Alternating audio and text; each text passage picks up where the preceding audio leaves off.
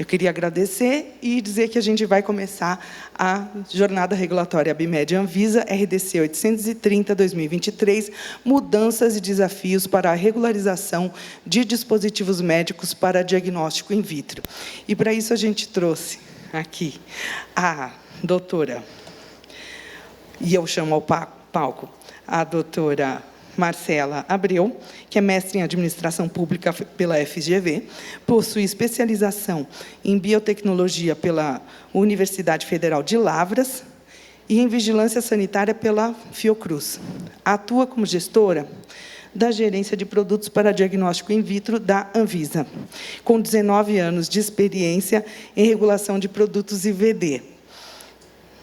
E eu queria chamar também a nossa coordenadora do Comitê de Inteligência Regulatória, a Carolina Torres, que ela é graduada em Engenharia Biomédica pela PUC de São Paulo, com especialização em Capacitação, Gestão da Qualidade e de Processos pela Instituição Vanzolini e MBA em Gestão e Liderança de Pessoas pela FGV. Possui mais de 10 anos de experiência e trabalha na Roche Diagnóstica Brasil como gerente de assuntos regulatórios e qualidade. Acertei? Perfeito. Gente, muito obrigada. Eu passo a palavra, então, para vocês. Temos dois. Posso apresentar? Depois você sentado. Eu acho que eu vou ficar em pé. Bem, bom dia. Obrigada pela presença de vocês e pela ABMED pelo convite de estar aqui em mais uma oportunidade para falar agora do tema que é a RDC 830, né? Espero que todos vocês aqui estejam preparados, porque esta é uma resolução que foi aprovada no final do ano. A gente teve aqui na Hospitalar no ano passado, na jornada regulatória, trazendo as expectativas de mudança, né, para a parte de regulação de produtos para diagnóstico in vitro, que se concretizaram em dezembro do ano passado. Mas essa norma ela entra em vigor na semana que vem, no dia 1º de junho, e eu vou trazer aqui, então, os principais pontos de destaque em relação às mudanças do regulamento que a gente tem vigente até agora, que é a RDC 36, de 2015, e trazer para vocês também os pontos que a gente teve dúvidas, né, e situações que a gente pode aproveitar melhor nessa estruturação para esse período de mudança. Então, o primeiro ponto que eu quero colocar aqui é que a gente gera expectativa. Tem o controle? Obrigada. Vamos lá. Eu agradeço. O pointer. Esse vai para frente? Isso. Vamos lá, ó. Aulas de tecnologia. Deixa eu ver se vai ficar. Eu vou te tampar, você não quer sentar para lá? Pode. Então, vamos lá. O primeiro ponto que eu acho que é importante a gente falar é que, apesar, toda vez que a gente fala de uma mudança de regulamento, isso sempre gera bastante expectativa, né, bastante ansiedade, mas é algo que a gente precisa passar de uma forma um pouco mais tranquila. Então, acho que esse papel de troca de informações é o que traz para a gente sempre uma maior segurança dos passos que a gente vai precisar tomar e de como a gente precisa se organizar para esse processo. Então, a estrutura regulatória dessa resolução ela está dividida hoje em 8 capítulos. Né? Vou passar rapidamente aqui em relação a essas principais mudanças nesses capítulos. E a ideia, então, é trazer as principais mudanças em relação ao regulamento vigente, as informações sobre a reclassificação de produtos, orientações de como proceder para fazer essas adequações, porque depende de cada caso, né? A mudança da regra de classificação, da classificação de risco, os prazos e períodos de transição e também dúvidas e esclarecimentos.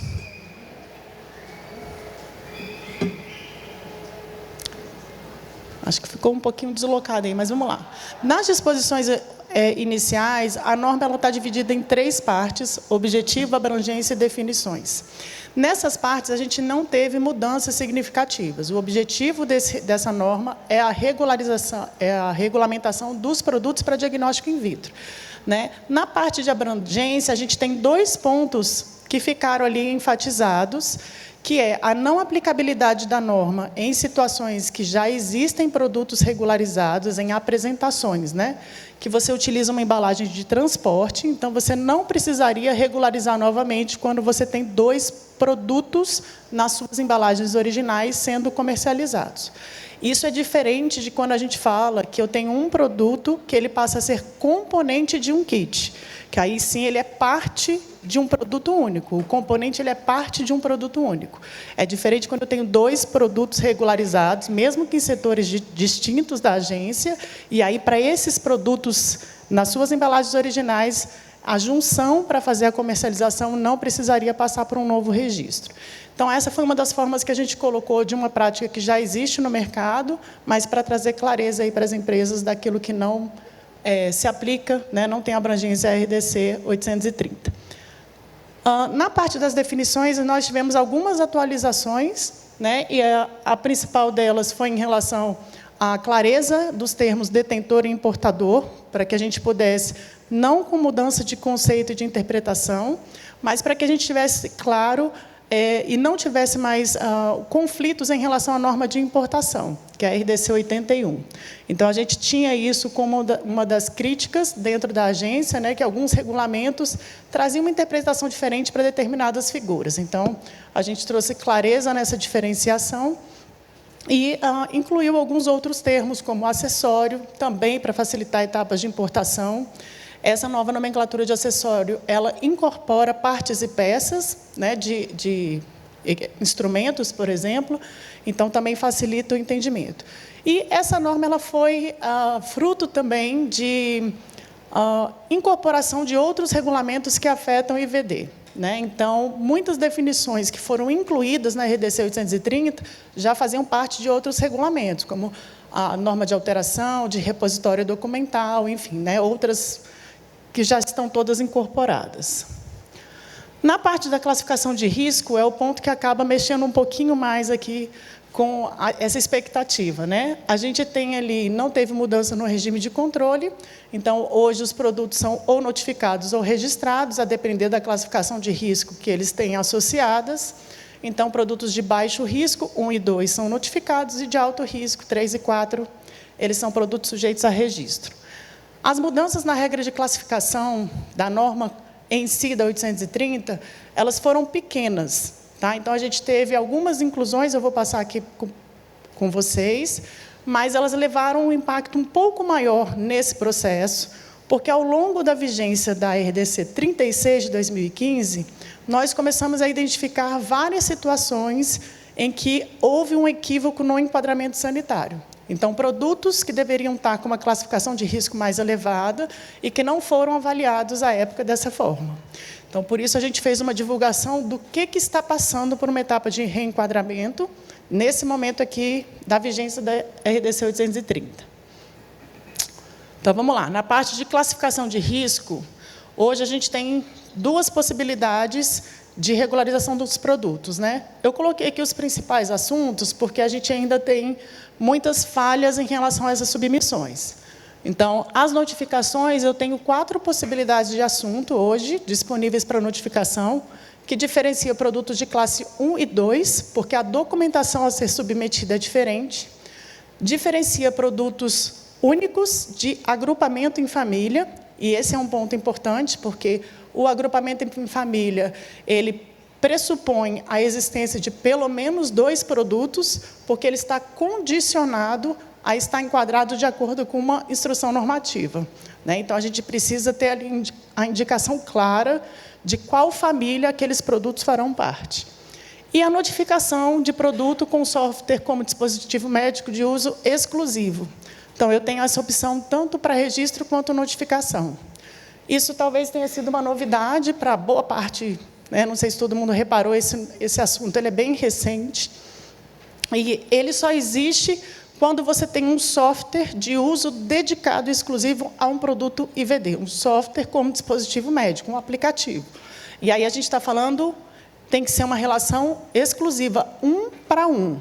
Se eu tenho um software que atende a mais de um produto, a uma linha de produtos, esse software precisa ser regularizado na área de equipamentos. E aí eu vou falar um pouquinho aqui sobre outros regulamentos que trazem impacto, tá? Então, na parte da regularização, a gente tem os principais regulamentos que hoje quem vai fazer um processo precisa conhecer, que é a 830, que é o regulamento principal de VD, a IN3 de família, que é quando houver a necessidade de agrupamento, quais são os critérios e as famílias possíveis, e também agora a instrução normativa do Reliance, que é a confiança regulatória, que também entra em vigor agora no dia 3. Então, vai estar tudo junto. Então, essas são as 3 opções, né, de conhecimento que tem para poder fazer as submissões. Outros regulamentos que também fazem parte do escopo de VD, tem a parte dos autotestes de HIV, glicosímetros, UDI, autoteste de COVID, software como dispositivo médico, e também a RDC 848 de segurança e desempenho, que agora inclui também os produtos para diagnóstico in vitro. Então, são regulamentos que impactam diretamente os produtos e é um conhecimento importante de se ter, são correlatos. A gente ainda tem na área de diagnóstico outras referências importantes, porque impactam em relação às classificações de risco dos produtos, mas não necessariamente são normas de dispositivos médicos para diagnóstico in vitro. Então, uma delas é a portaria de notificação compulsória, que ela é publicada não pela Anvisa, mas pelo Ministério da Saúde, e toda vez que ela tem uma atualização, ela pode impactar na classificação de risco de um dos produtos que estão voltados para o diagnóstico.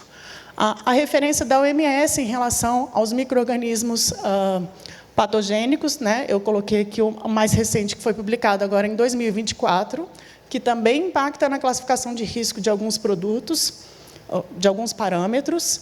A portaria de consolidação do Ministério da Saúde, que tem ali as questões de transplantes associados. Vocês vão ver que uma das regras de classificação considera a questão do transplante. A regulação do sangue, a regulação de células e terapias avançadas, de células e tecidos germinativos, boas práticas de fabricação, e também situações que envolvem medicamentos, né, que muitas vezes os produtos para diagnóstico também fazem a dosagem de determinadas substâncias, que tem baixo índice terapêutico. Então, eu quero só mostrar para vocês que a gente tem sempre um universo bastante diverso, né, em que diferentes áreas podem impactar na classificação de risco dos produtos. Essas não são as únicas, tá, gente? Mas, assim, em linhas gerais, essas impactam diretamente e a gente precisa acompanhar. Então, eu queria destacar aqui alguns regulamentos, né, que são importantes e que vão fazer já parte desse escopo da parte de VD. A RDC 591, ela trata do UDI, que é a Identificação Única de Dispositivo. Ela foi publicada no dia 10 de janeiro, e ela traz ali a questão do UDI, que impacta na rotulagem dos produtos, tanto dispositivos médicos como dispositivos médicos para diagnóstico in vitro, um prazo para que ela entre em vigor.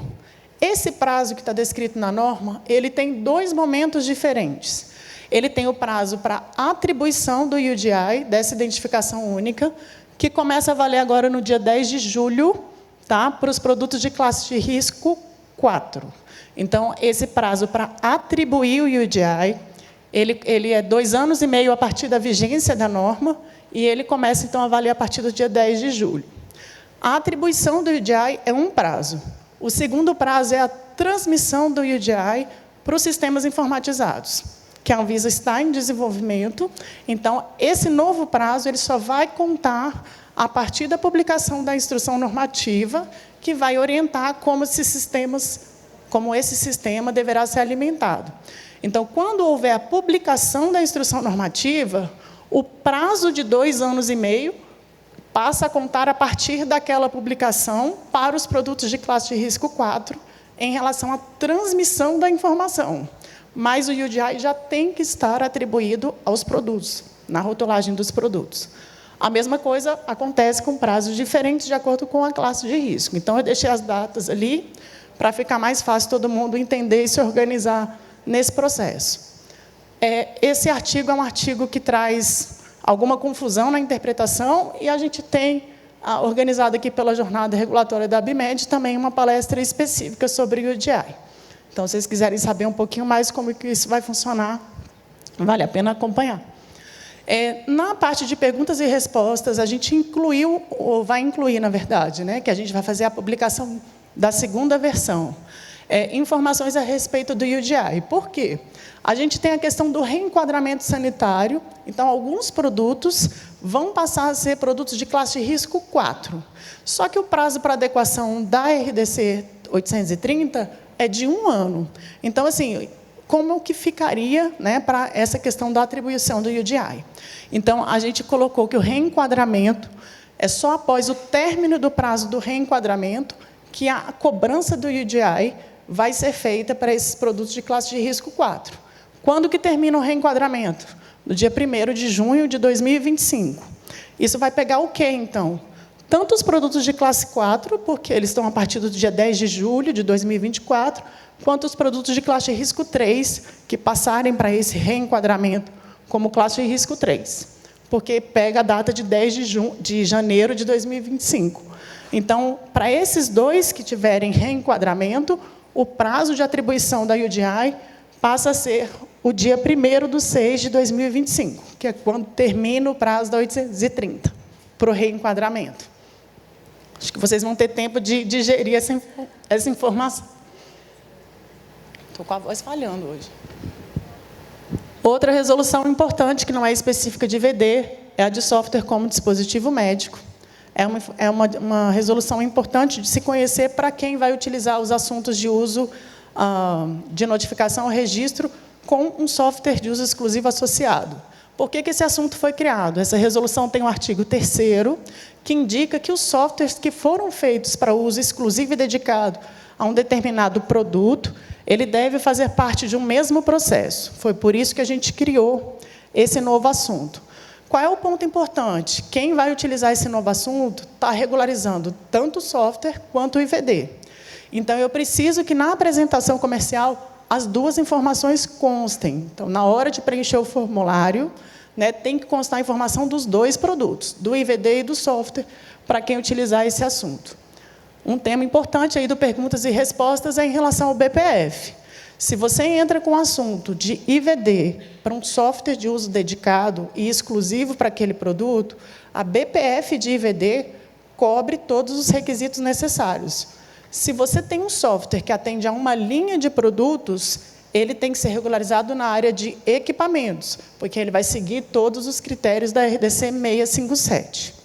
Outro ponto importante é que o formulário desse assunto já tem um formulário, linkzinho lá, para poder também preencher as informações de software, tá? De acordo com o que está estabelecido na norma. Das regras de classificação, vamos lá.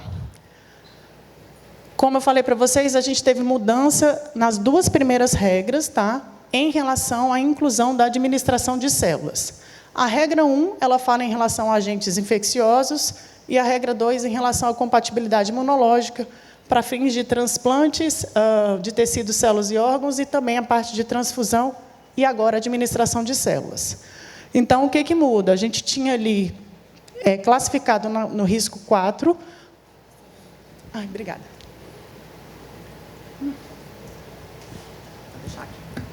Será que fica? Valeu. Então, a gente tinha classificado no risco 4 esses parâmetros, tá? HIV, sífilis, hepatite B e C, Chagas, HTLV, citomegalovírus e toxoplasmose. E esses que estão em azul são produtos que passam pela avaliação de análise prévia junto ao INCQS. Então, historicamente, antes existia uma separação por classe de risco, né? Aqueles produtos que estavam como classe 4 eram os produtos que a gente conseguia reconhecer que passariam por análise prévia. E outros produtos de classe de risco 3, né, enfim, não passariam. Hoje, essa diferenciação de classe de risco não existe, tá, em relação à análise prévia. A análise prévia ela é determinada pelo parâmetro. Inclusive, após a implementação da 830, esse é o próximo ponto que a gente vai trabalhar em IVD. A gente tem na agenda regulatória a proposta de trabalhar o regulamento para dar transparência para quais parâmetros estão sujeitos à análise prévia, critérios de aceitabilidade, quando que precisa fazer a submissão. Então, a gente está tentando trabalhar nesse processo de transparência, e essa vai ser a próxima etapa, depois que a gente consolidar aqui a vigência da RDC 830. para a gente trabalhar na área de diagnóstico. Então, assim, mesmo tendo parâmetros de classe de risco 4, eu já tenho produtos que não passam pela avaliação do INCQS. Com essas mudanças na regra de classificação, a gente tem aí a inclusão de outros produtos, outros parâmetros, que vão passar para a classificação de risco 4. Tá? Então, eu tenho alguns que são de risco 3 e o Epstein-Barr, que é de classe de risco 2. Essas inclusões, ou essa mudança para a classe de risco 4, não implica em análise prévia. Tá? Então, toda vez que a gente tiver qualquer parâmetro a ser incluído na avaliação de análise prévia, a gente vai fazer uma comunicação com antecedência para as empresas, para que a gente possa se organizar também nesse processo de avaliação. A outra regra de classificação, como eu falei, também foi pela inclusão da administração de células e fala da compatibilidade imunológica. Como risco 3 também tem o painel de anticorpos irregulares, o HLA e o CUMBIS, e agora entrou também a hemoglobina subtipo. Uma das dúvidas que a gente teve foi em relação à hemoglobina glicada. Tá? Ela não entra aqui, ela é um parâmetro que ela está classificado separadamente, porque o propósito não está vinculado a etapas de transfusão, transplantes, enfim. Então, os outros tipos de hemoglobina, sim. Esse tempo agora, gente, a gente até divulgou uma notícia no portal, entre os dias 29 e o dia 3 de junho, a gente está fazendo a atualização dos sistemas em relação a formulários, a regras de classificação, checklist. Tá? O checklist em si, em relação documental, a gente não tem grandes mudanças, mas a gente está fazendo um descritivo um pouco mais detalhado para chamar a atenção, né, das empresas sobre pontos que não podem ser esquecidos em algumas submissões e trabalhar também a reclassificação de todos os produtos. Então, tudo vai estar adequado dentro desse período para que vocês façam uma submissão sem problemas. Outras mudanças em regra de classificação foi tirar essa diferenciação do point of care para gases sanguíneos e glicose. Então, todos os gases sanguíneos, independente de ser point of care ou não, estão classificados como risco 3, de acordo com uma das regras. E a glicose, quando de uso profissional, ela passa a ser produto de classe de risco 2. Incluímos uma regra para instrumentos sem uso de reagentes, né, eles que geram resultado. Então, eu tenho 3 possibilidades de classificação de risco. Eu tenho os controles sem valores atribuídos, a triagem neonatal, que também passa a ser 3, e reagentes para extração de DNA e RNA. Essa parte dos reagentes de extração tem um ponto importante. Tá? Eles, por si só, são produtos IVD, seguem a classificação de notificação como classe 1 e precisam estar adequados até o final ao término de 1 ano de vigência da norma. Então, no dia 1º de junho de 2025, todos esses produtos só poderão estar no mercado se estiverem notificados. Tá? É diferente em relação ao reenquadramento, em que você tem o prazo de 1 ano para o protocolo. Tá? Então, para esse caso aqui desses produtos, não é o protocolo, é o produto estar regularizado. Por que essa diferença? A gente tem aqui para as notificações até 30 dias para poder fazer a manifestação em relação ao processo de notificação. Então, é um processo simplificado, e aí a gente entende que o prazo de 1 ano é mais do que suficiente para que tenha essa adequação para esses produtos no mercado. Em relação ao autoteste, a gente não teve grandes mudanças, exceto a inclusão da possibilidade de ter produtos para detecção de infecção genital, desde que não seja uma doença de notificação compulsória.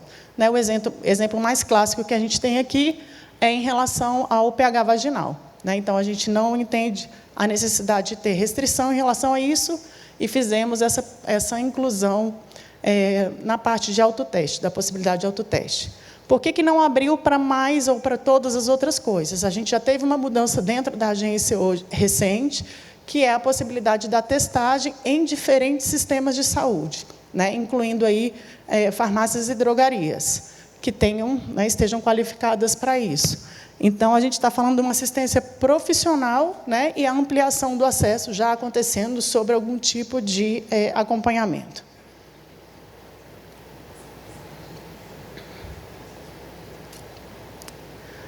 Parece pouca coisa, né, gente? Mas vamos lá. Então, assim, aqui é só para entender como que ficam as novas classificações, tá? Então, assim, a gente tem os dois regimes de notificação e de registro. Quando eu mudo de um regime mais de baixo risco para um regime de risco maior, né? E aí são as situações ali 3, 1 e 2. Então, eu tenho um produto que foi notificado como baixo risco, eu tenho um volume de informações muito mais limitado desses produtos, e eu vou passar a ter esses produtos, então, agora sujeitos ao registro. Eles vão ter o prazo de 1 ano para entrar com uma petição específica de reenquadramento sanitário. Essa petição, ela tem o mesmo checklist de uma petição de registro.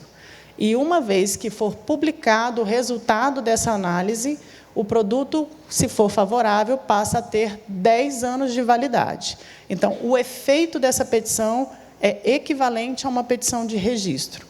O custo também. Tá? Então, já vou antecipando para vocês que o custo de uma petição de reenquadramento é equivalente ao de uma petição de registro. Quando eu tenho mudanças que acontecem dentro do mesmo regime de regularização, então, situações em que eu passo de classe 3 para classe 4, eu já fiz a avaliação daquele processo como registro. É uma adequação formal em relação à classificação de risco. Então, eu posso fazer isso numa próxima petição. Eu não tenho um expediente específico, eu não tenho uma petição específica para poder protocolar. E as situações em que eu estou reduzindo o risco, então, eu estou saindo de classe 3 para classe 2, aí sim eu vou entrar com uma petição de retificação Anvisa. É uma petição isenta de custo, né, para eu poder fazer a adequação, e essa etapa aqui é importante para que a gente não tenha mais a vinculação da validade, a necessidade de revalidação, enfim. Então, o processo passa a ser tratado como uma petição de notificação. Então, o nosso prazo aqui para fazer esses dois tipos de protocolos, seja o reenquadramento, seja a retificação, é até o dia 1º de junho de 2025. Então, esse aqui é o esquema. Se eu passo de notificação para registro, é reenquadramento sanitário. Se eu passo de registro para notificação, reduz o risco, é retificação Anvisa. Então, o que a gente precisa ficar de olho? Nós, da área da gerência, publicamos aí 2 listas, uma de nomes técnicos que estão passando pelo reenquadramento e uma outra de nomes técnicos que podem ter mais de uma classificação de risco, a depender, muitas vezes, da indicação de uso do produto. Então, o que a gente tem aqui, que precisa ser observado? Situações de parâmetros combinados.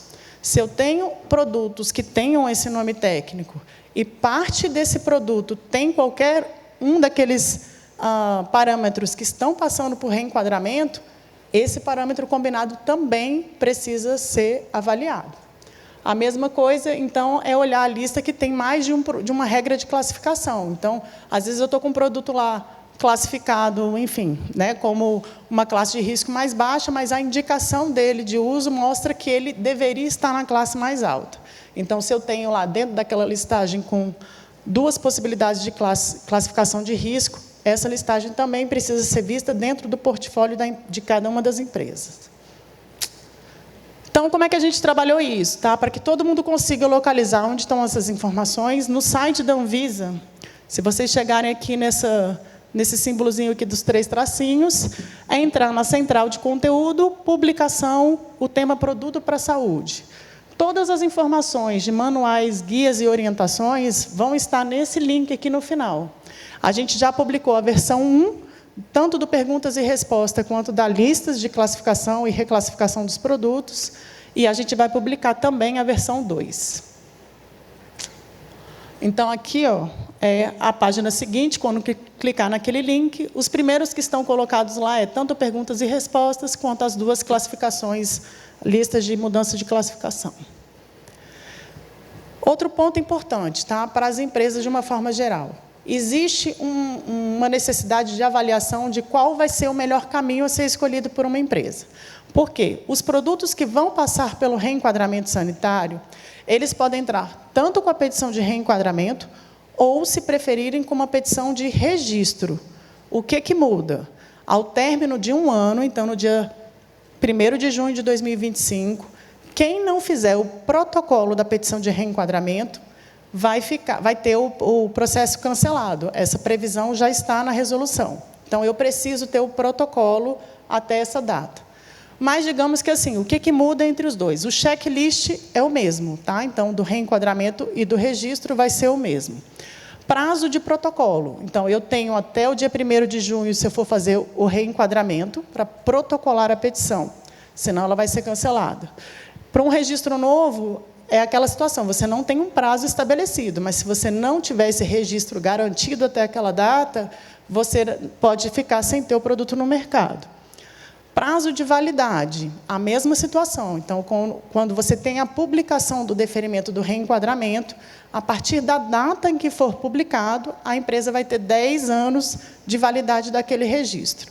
Por que muda? A petição de reenquadramento ela vai ter uma fila específica. Essa fila não atende necessariamente ordem cronológica, ela não está definida para seguir esse critério da ordem cronológica, porque a gente vai precisar trabalhar em estratégias para conseguir fazer a avaliação deste volume de reenquadramento que a gente vai ter. Então, assim, uma vez que protocolar como um pedido de reenquadramento sanitário, o produto segue regularizado até que a Anvisa se manifeste com a publicação da decisão final. Então, aquele produto que estava notificado, ele segue regular. Tá? Ele está ali, mantém aquele mesmo número de identificação, que essa é a outra questão. O reenquadramento não muda o número de regularização do produto, o registro passa a ser um número novo. Uso do Reliance também. Eu não tenho a previsão de usar o Reliance para o reenquadramento sanitário. Mas, se essa é a minha intenção de trabalho, a minha opção também pode ser pelo registro. Então, cada empresa precisa avaliar qual vai ser a melhor estratégia. Em relação às alterações, eu não posso fazer alteração numa petição de Reliance. Eu vou complementar informações em relação a estudos de desempenho. Na verdade, eu vou submeter tudo novo, né? Todas as informações previstas no checklist têm que ser encaminhadas. Mas eu não posso promover alterações. Eu já tenho os dados daquele produto, ele já está vigente, então eu vou complementar aquelas informações que ainda não existem. Se eu precisar fazer uma alteração, aí eu tenho um novo protocolo a fazer da alteração, só que no caso dos produtos que vão passar por reenquadramento sanitário, ele já tem que ser feito o protocolo como uma alteração de registro. Tá? Então, o assunto que vai utilizar é de registro, porque aí a gente vai fazer as duas publicações simultaneamente, tanto do reenquadramento quanto da alteração. No caso, a outra alternativa é, se eu tenho alterações a promover, talvez eu possa utilizar, então, como um registro novo, que aí eu já coloco o produto da forma como eu tenho interesse para ficar no mercado. Enfim, o meu tempo já esgotou, mas, assim, tem alguns outros pontos aqui, não sei se vai valer a pena a gente passar, mas a parte de esgotamento de estoque a gente já conversou, então isso está definido, eu tenho duas possibilidades de esgotamento, tanto de produto acabado quanto material de embalagem e impressos, né? São prazos distintos. A gente tem a parte da revalidação, que continua exigindo um dossiê técnico atualizado só para um determinado conjunto de produtos, de acordo com a data em que esse produto foi regularizado. O repositório documental, que também trouxe algumas regras e prazos, né, em relação à submissão das instruções de uso. A gente tem aqui a reavaliação processual, né, é o vale a pena ver de novo que a gente fala, mas, na verdade, é uma reavaliação que a gente faz do processo, que ela é por uma triagem amostral, ou, muitas vezes, motivada também por alguma questão que gera dúvida, enfim. Tem prazo para que as empresas façam leitura, façam atendimento à resposta. Ele pode ser feito a qualquer tempo, tanto para a petição quanto para o processo. E a penalidade do não atendimento à demanda pode ser o cancelamento ou do processo ou da petição, né? Então, às vezes, é uma petição de alteração, essa petição ela pode perder o valor se essa reavaliação não for atendida. Então, o ideal é que as empresas, mesmo que não tenham submetido processos novos ou petições novas, façam um acompanhamento periódico da caixa postal para poder acompanhar situações de reavaliação processual. Rótulos e instruções de uso também a gente criou critérios específicos de identificação, né? Não vou demorar porque realmente já passei muito.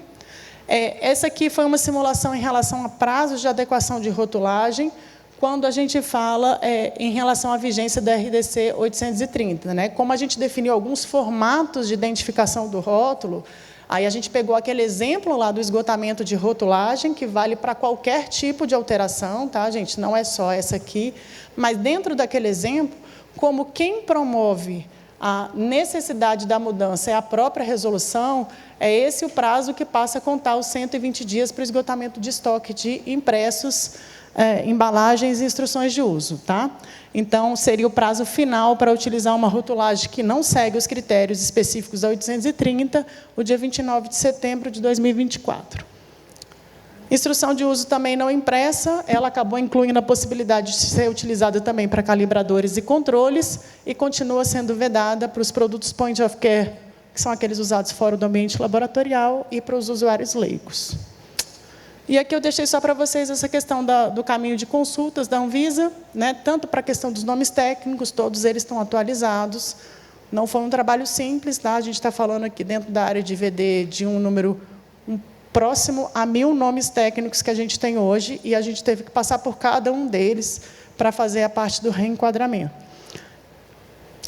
E também a parte da fila, que era aquele ponto que eu falei, que vai ter uma fila específica de reenquadramento sanitário, que não necessariamente vai seguir uma ordem cronológica, mas que auxilia a empresa a saber: eu protocolei, o documento foi recebido pela Anvisa, eu atendi aos prazos e o meu produto segue regular.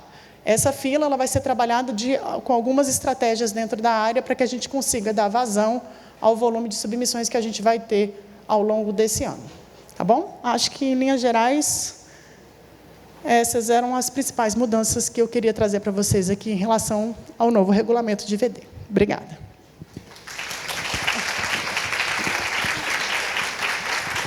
Obrigada, Marcela. Bom, vamos lá. Antes de começar, eu perguntei para a Marcela se ela estava preparada para a pergunta difícil, porque acho que essa é a nossa intenção, às vezes, esclarecer algumas dúvidas, mas, brincadeiras à parte, vai ser muito tranquilo. Vamos lá. Primeiro, também, acho que queria agradecer em nome da ABMED, Marcela, e em nome da CBDL, enfim, do setor também. Acho que o trabalho árduo que vocês vêm fazendo, todo o apoio à apresentação dos webinars, eu acho que tem sido bastante esclarecedor. A gente sabe que passar por esse tipo de alteração nunca é fácil, né? Então, acho que esse momento também é importante para que a gente possa apoiar e esclarecer as eventuais dúvidas que, com certeza, ainda vão surgir, né? E justamente também, acho que por conta da participação, né, social, que a gente teve durante a publicação, então acho que grande parte das contribuições, boa parte foi endereçada, então o que eu acho que também ameniza, digamos assim, o impacto de um novo regulamento, né? Então, vamos lá. Para começar, acho que obviamente, a principal... o principal desafio, digamos assim, da 830, ele está relacionado com o reenquadramento sanitário, que eu acho que é a grande parte da atenção que a Marcela apresentou aqui para a gente, né? Então, indo nesse sentido, eu acho que tem bastante perguntas em relação a isso, tá? Uma das coisas que a gente tem visto durante as discussões na associação, ele é justamente o impacto em que a gente tem em relação ao volume, né? Acho que você comentou um pouquinho. O volume que a gente tem, provavelmente, de reenquadramento e até mesmo, acho que, de retificações, ele é muito superior ao que a gente teve na 751, que foi ontem apresentado. Então, o volume, a gente fala do ano... Ontem, a gente apresentou um número de 130 de reenquadramentos que a agência recebeu, né? Então, com base nisso, a dúvida que gera acho que está claro de que tem uma fila específica, mas se existe algum impacto em relação da agência, do tempo de vista de aprovações de outras filas, né? Se você prevê algum tipo de impacto em relação a isso, a outras filas que não são de reenquadramento, e como a agência realmente, né, se vocês têm essa dimensão do volume. A gente ainda, como associação, não tem esse número final, mas a gente já sabe que em torno de 2 empresas assim, é muito superior aos 130. Tá? Então, acho que a primeira pergunta é mais nessa linha do reenquadramento. Bem, de fato, a gente está falando de um volume bastante expressivo na área de diagnóstico, tá? Até porque, pelo que vocês viram, se vocês somarem ali só pela quantidade de nomes técnicos, se a gente colocasse, né, que eu tenho um processo para cada um daqueles nomes técnicos, eu já estaria falando de um volume já bastante significativo. Impacto em outras filas certamente vai ter, né, em tempo de análise. A gente está falando de mais uma análise que está sendo esperada, né, mas por isso eu estou falando, essa fila ela não vai ser trabalhada necessariamente por ordem cronológica. Nós precisamos elaborar estratégias para que a gente consiga, de fato, dar vazão àquilo sem impactar na avaliação dos outros produtos ou das outras filas, porque hoje a gente já trabalha assim, né? Todo mundo aqui acompanha prazo, sabe que a gente não tem, como agência, domínio da demanda do setor. Então, eu tenho setores e várias empresas, e muitas vezes empresas grandes, que decidem mudar linhas inteiras, e a gente recebe, da noite para o dia, um volume expressivo de submissões e precisa dar conta daquilo ali sem prejudicar todos os outros. Então, a gente sempre trabalha em estratégias para a gente conseguir dar conta. Então, esse volume, ele, de fato, ele é expressivo, mas ele vai ser coordenado e absorvido pela agência. Por isso que eu estou falando. O que a empresa precisa garantir é que a submissão aconteça dentro desse prazo que foi estabelecido.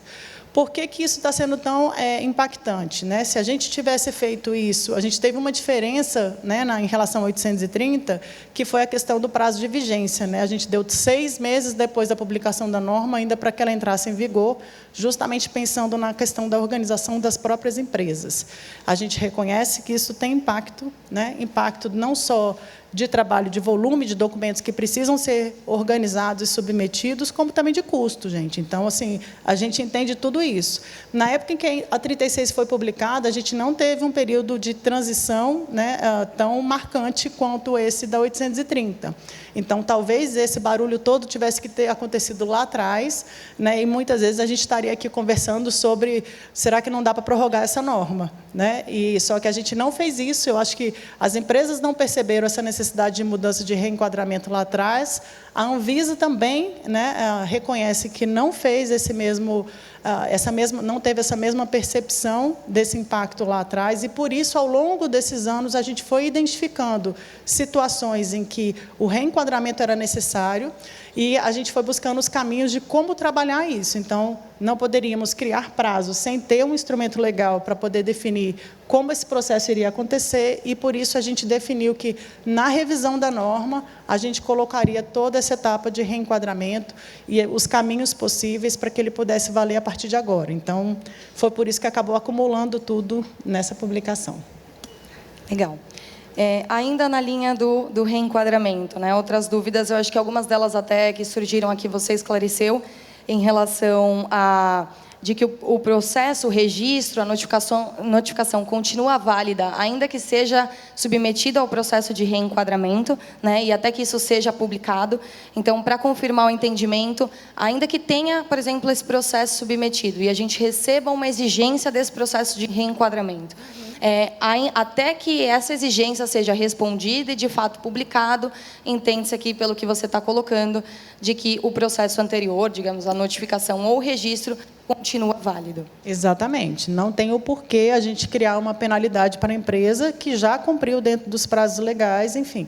Então, e um produto que já está no mercado, né, gente? A gente também tem esse contraponto. A gente não está falando de um produto que é um produto novo, que não é conhecido. Então, a gente está falando de um produto que já está no mercado. Então, a gente entende como razoável, e isso vai ser tratado dessa forma, até que a publicação da decisão do reenquadramento sanitário saia, o processo segue regularizado, né, no modelo em que ele tiver notificado, provavelmente. Tá bom.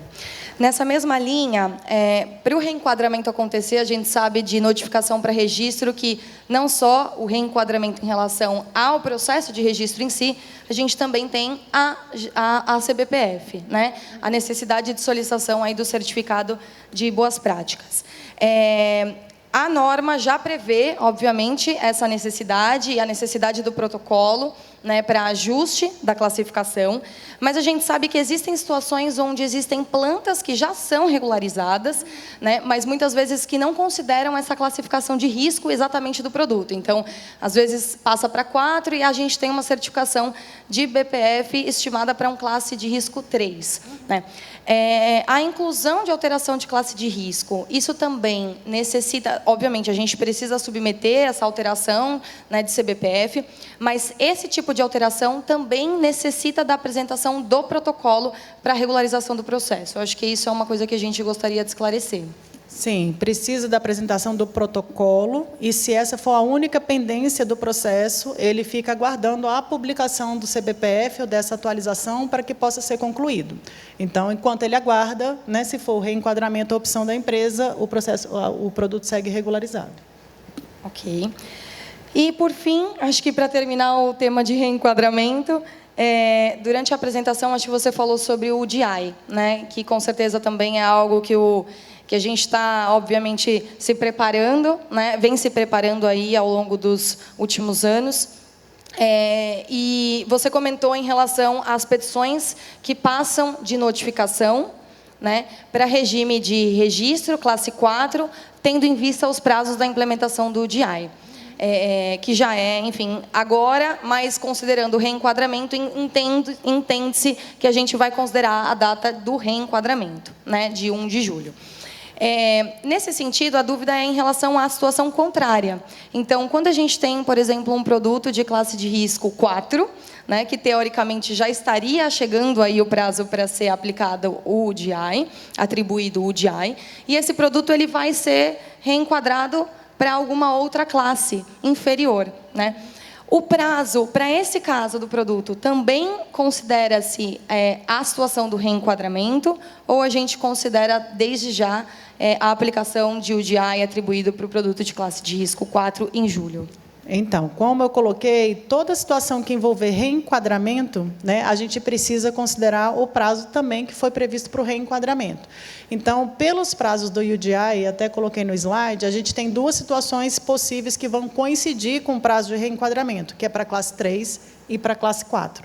Então, assim, teoricamente, independente se eu estou aumentando ou reduzindo a classificação de risco, se cair no 3 ou no 4, o meu prazo para atribuir o UDI, ele vai passar a ser o dia 1º de junho de 2025, que é o prazo final do reenquadramento. Só que, dali para frente, ele segue os prazos que estão estabelecidos para a classe de risco para o qual o produto já está reenquadrado, né? Ele já é considerado reenquadrado. Então, ele vai seguir todo o trâmite, porque senão a gente não tem como controlar de forma diferente o que vai ter no mercado depois. Então, para esse nome técnico, eu vou considerar uma data X, para o outro nome técnico, eu vou considerar uma data um pouco mais para frente. Então, não tem como. Então, o prazo da atribuição, que é o primeiro que passa a valer agora, ele para a classe 3 e para a classe 4, ele vai ser o dia 1º de junho de 2025. Tá? A questão da transmissão aí é diferente, porque ela passa a contar 2 anos e meio a partir da publicação da instrução normativa. E aí, quando isso acontecer, já vai considerar o prazo tanto da instrução normativa como a classe de risco, já considerando o reenquadramento concluído, né, feito. Ele é um classe, se ele tem um nome técnico que está para ser reenquadrado como classe 4, este nome técnico é considerado classe de risco 4, na parte da transmissão. Legal. Mudando, então, de assunto, né? Porque acho que já esclarecemos bastante o tema de reenquadramento. Essa daqui vai para a doutora Priscila, brincadeira, porque ontem a gente falou muito de avaliações clínicas. E a ideia não é, obviamente, entrar de novo nesse tema, mas surgiu uma dúvida em relação ao que a gente coloca de produtos com tecnologia ou indicação inovadora, que é trazido pela 830, né? Quando a gente fala desse tipo de produto, né, de classificação principalmente de risco 1 e 2, entendemos que a apresentação de evidências clínicas também se faz necessária, certo? E aí, uma coisa que a gente colocou aqui é principalmente em relação a esse desafio, né? Justamente pelo fato de, muitas vezes, o produto ser classe de risco 1 e 2. Pode ser que a gente tenha ainda mais dificuldade, principalmente quando a gente fala de empresas que utilizam as evidências clínicas de fora, né, e que a gente sabe que o fato de ser 1 e 2, muitas vezes a evidência clínica não é um documento ali disponível, e principalmente porque a gente sabe da necessidade do número mínimo que a Anvisa considera de 50 amostras, e que pode ser ainda mais um desafio justamente pelo fato de ser inovador, e que a gente pode não ter um número de amostras, enfim, alvos ali suficientes para que a gente consiga fazer esse tipo de apresentação. Então, a gente queria escutar um pouco de você em relação a esse tema, como você vê esse desafio e como esse tema poderia, eventualmente, ser tratado dentro da agência. Então, a parte de inovação, gente, eu falo que é o tema do momento, né? Todo mundo discute essas questões e a gente espera, de fato, que tenha evoluções tecnológicas que tragam aí benefício. O que tem de desafio quando a gente fala em produtos para a saúde, né? A gente precisa conseguir demonstrar que o produto atende aquilo para o qual ele foi desenvolvido. E a forma como a gente tem de demonstrar isso é, se eu tenho um uso pretendido daquele produto, eu preciso conseguir... ele tem que estar vinculado, né, a alguma coisa que vai impactar a questão da saúde, e eu preciso conseguir demonstrar que, de fato, ele faz aquilo. E, mesmo sendo um produto notificado, onde não está previsto esse tipo de submissão, eu estou falando de algo que é inovador, né? Então, a gente teve como exemplos aí alguns equipamentos que não utilizam reagentes e geram resultado, e como é que você vai conseguir demonstrar que aquele equipamento, de fato, faz aquilo que ele diz que faz, se ele não te apresenta dados, né? Então, apesar de não haver a previsão numa submissão de notificação, se eu trato com algo inovador, eu preciso buscar as evidências, né, e apresentar as evidências de que aquilo ali atende ao propósito do seu desenvolvimento. Hoje, o grande desafio é a notificação, ela tem um fluxo simplificado que não passa pela avaliação técnica. Só que a gente tem a situação da reavaliação processual. Então, a qualquer momento, a empresa também, se não tiver feito essa submissão em conjunto dessas evidências, pode ser demandada a apresentar essas informações, sob pena de perder aquela notificação. Eu não consigo demonstrar, por evidência nenhuma, de que aquele produto atende aquele propósito. É algo muito novo, é algo que não é conhecido e que eu não tenho dados. Então, a gente não consegue trabalhar.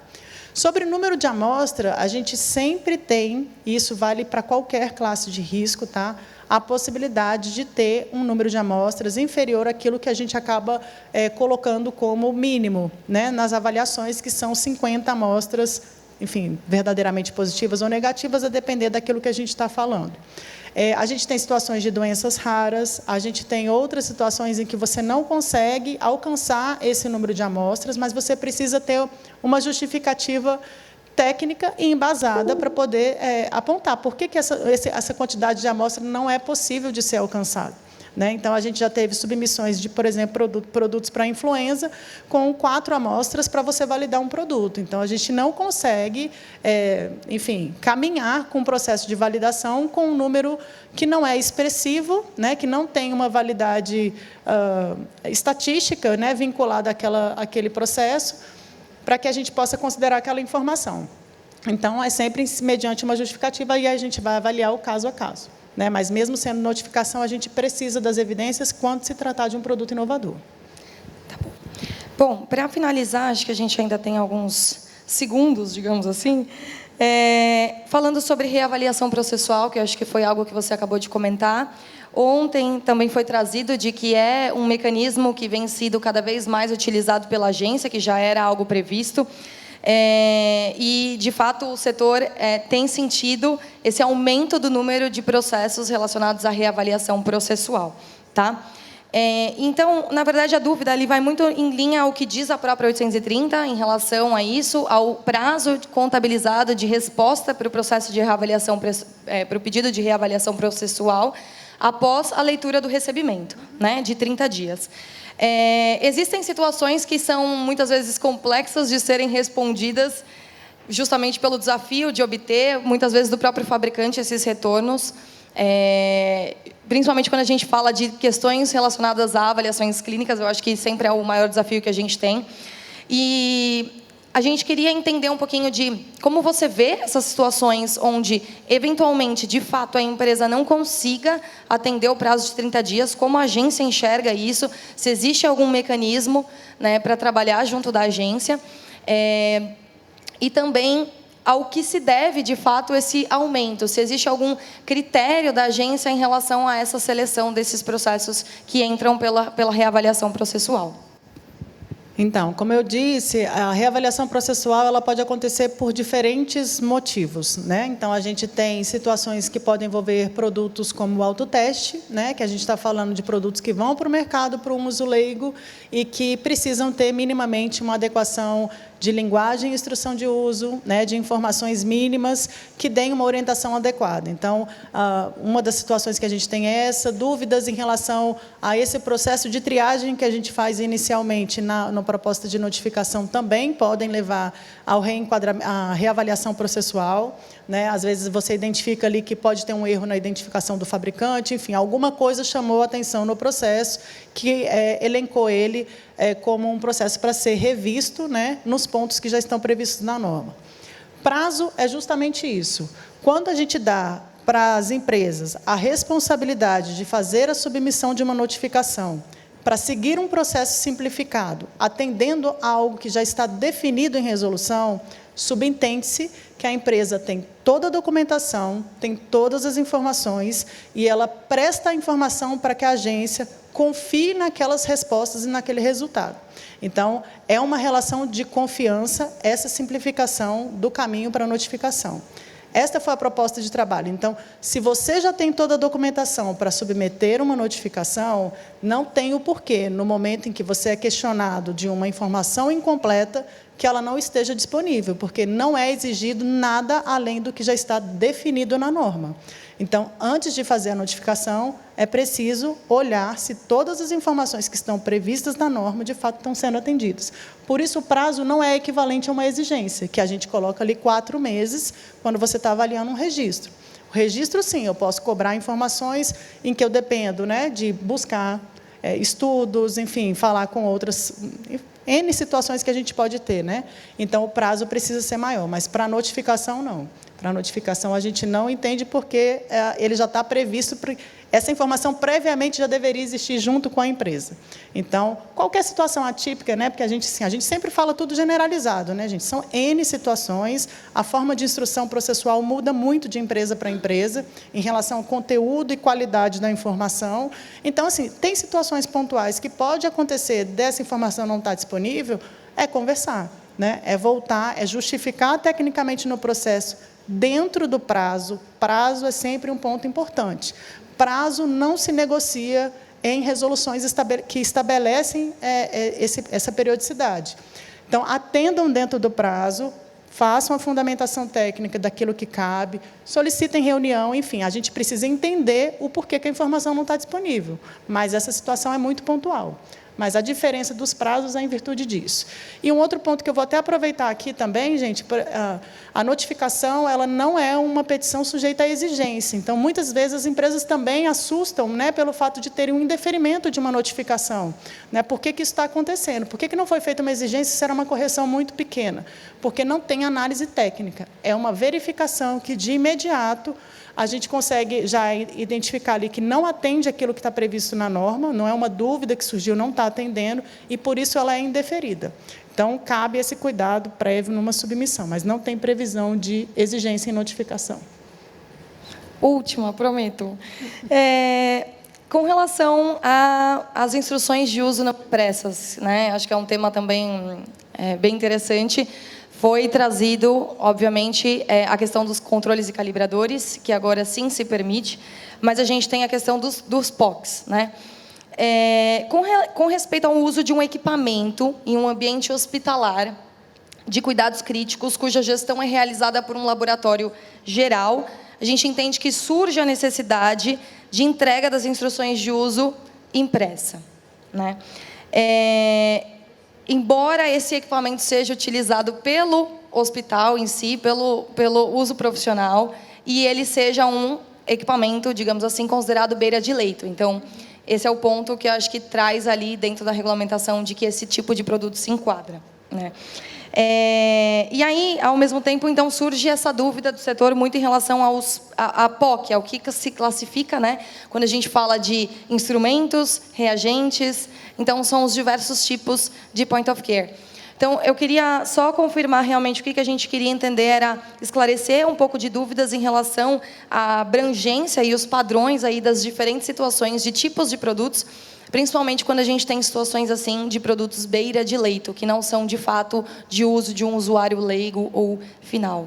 né? O que prevê hoje dentro do regulamento? Acredito que o próprio regulamento traga isso na definição, tá, do point of care. Então, o entendimento vai ser o produto utilizado fora do ambiente laboratorial, seja beira de leito, seja drogarias e farmácias, seja clínica, enfim, seja em casa, né, porque os produtos também têm os produtos autoteste. Então, esse tipo de produto fora do ambiente laboratorial, ele não pode ter instrução de uso em formato eletrônico. Tá? Hoje está assim. Salvo engano, a gente tem uma questão dessa, inclusive, no Perguntas e Respostas, a gente colocou na primeira versão, para trazer esse esclarecimento.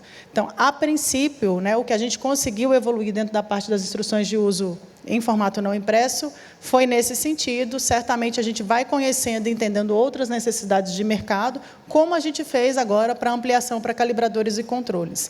Né? Mas eu acho que essa troca, mais uma vez eu vou dizer, é importante, porque a gente vive muitas vezes universos diferentes, né? E vocês têm ali algumas informações que podem dar o suporte para a própria agência, né, de rever determinados pontos que a gente precisa trabalhar melhor para uma adequação de uma realidade. Então, hoje não se diferencia. Eu não posso dizer que é um point of care porque é beira de leito, ele não precisa, e que o outro que é na farmácia, ele precisa, e do outro que é... Enfim, é muito difícil escrever regulamento em que você tem que fazer uma abrangência, né, única, comum, né, para você classificar um determinado tipo de produto, e você escrever ali, ao pé da letra, todas as situações possíveis de mercado. Então, o point of care, em linha geral, é visto como o produto utilizado fora do ambiente laboratorial. Então, esse entendimento, seja ele reagente, equipamento, né, ou, enfim, qualquer outro tipo de formato, ele vai ser um produto que não pode utilizar ainda as instruções de uso em formato não impresso, exceto se forem, né, os calibradores, controles e os outros que a gente já tem permitido. Opa! Se for point of care, também não, mas, enfim, para eu não me confundir. Mas a ideia é essa, tá? Só para ficar claro o que é...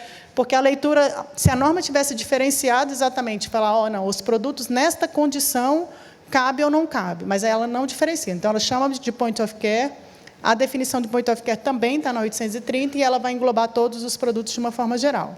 Mas, como eu falei, eu acho que a gente tem que ter cada vez mais interações e trocas para conhecer disponibilidade de produto, necessidades de mercado, enfim, né? Então, o outro lado da regulação que a gente precisa conseguir trabalhar em conjunto. Legal. Acho que esse é um tema que a gente, com certeza, vai buscar dentro das associações, de como a gente pode levar, porque, justamente, acho que cada vez mais a gente tem tendências que levam a isso, né? Então, é um tema de bastante interesse, enfim. Queria agradecer, doutora Marcela, pelo bate-papo, pela apresentação, em nome da BIMED. E eu acho que é isso. Agradecer mais uma vez aí pela abertura, pela transparência da agência, e sei que vai ser um caminho árduo aí até realmente a entrada em vigor e todo o processo de reenquadramento, mas bom saber que a agência está aberta a poder escutar o setor e também aprimorar cada vez mais o seu processo regulatório. Obrigada, viu? Obrigada, pessoal.